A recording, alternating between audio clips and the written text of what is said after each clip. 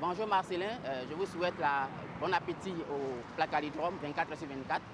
Je ne suis pas loin de vous, je suis sur le 3e pont à Yopougon. J'espère que tu pourras me garder ma part petit déjeuner.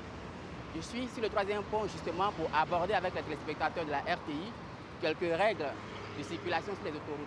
On aura constaté que les différentes entrées de la commune de Yopougon sont matérialisées par des ponts, premier pont, 2e pont, 3e pont.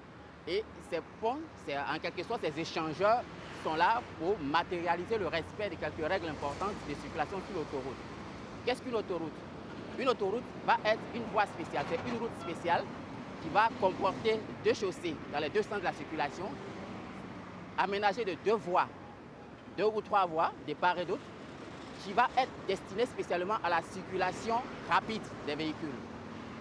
Une autre caractéristique de l'autoroute, c'est que sur l'autoroute, vous ne croiserez jamais de carrefours, de feux tricolores, de pistes cyclables et de passages piétons. La règle est très simple, c'est parce que l'autoroute, sur l'autoroute, il est interdit à certains usagers de circuler.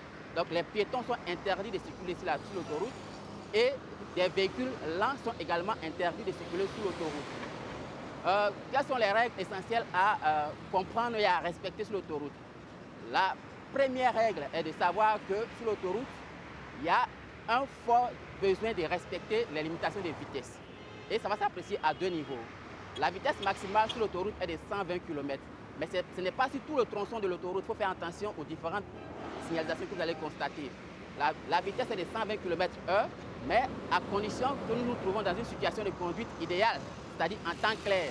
En temps de pluie ou lorsque la chaussée est mouillée, la vitesse va être réduite. Dans certains pays, le code prévoit même que la vitesse soit réduite de voire 20 degrés en dessous. Donc on pourrait passer de 120 km/h à 100 km/h. Et cette vitesse va être encore plus limitée lorsque la visibilité va être réduite. Par exemple, en cas de brouillard, on sera autour de 50 km/h. Autant il y a une vitesse maximum, il y a aussi une vitesse minimale à respecter sur l'autoroute. C'est d'ailleurs ce qui explique que certains véhicules lents sont interdits de circuler sur l'autoroute. Il y a 3 voies généralement sur l'autoroute. La règle veut qu'on circule sur la voie la plus à droite possible. C'est-à-dire, en temps normal de circulation, lorsque la voie est fluide et que vous êtes seul sur l'autoroute, il vous est interdit de circuler sur la voie centrale, sur la voie de gauche, vous circulez sur la voie de droite, tel que le prescrit le code de la route. La voie centrale et la voie de gauche sont destinées à effectuer les dépassements. Dès lors, il est interdit de faire des dépassements à droite sur l'autoroute. Tous les dépassements se font à gauche sur l'autoroute. La règle est importante à savoir parce que lorsque vous vous trouvez sur la voie la plus à gauche, cela équivaut à ce que vous allez plus vite que les autres véhicules pour un court moment. Et donc, il faut comprendre cette distinction fondamentale. Beaucoup d'Ivoiriens font cette nuance en pensant que plus on veut aller vite, plus on circule sur la voie de gauche. En fait, cette voie-là est destinée exclusivement au dépassement. D'autres règles à retenir sur l'autoroute, c'est les interdictions de faire demi-tour, les interdictions de s'arrêter, de stationner, sauf cas d'urgence. Et pour les Ivoiriens habitués à acheter quelques gibiers sur la route, s'arrêter pour payer une viande de brousse, comme on dit chez nous, n'est pas une urgence qui impose un arrêt sur l'autoroute. Un autre paramètre qu'il faut retenir, c'est l'interdiction de faire demi-tour. C'est d'ailleurs ce qui justifie les échangeurs. Il est interdit de faire demi-tour.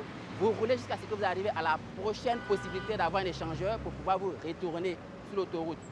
Malheureusement, depuis un moment, avec l'aménagement urbain, avec la population grandissante et surtout des réformes de la zone industrielle, on constate que beaucoup d'usines, beaucoup d'activités se déroulent autour des autoroutes.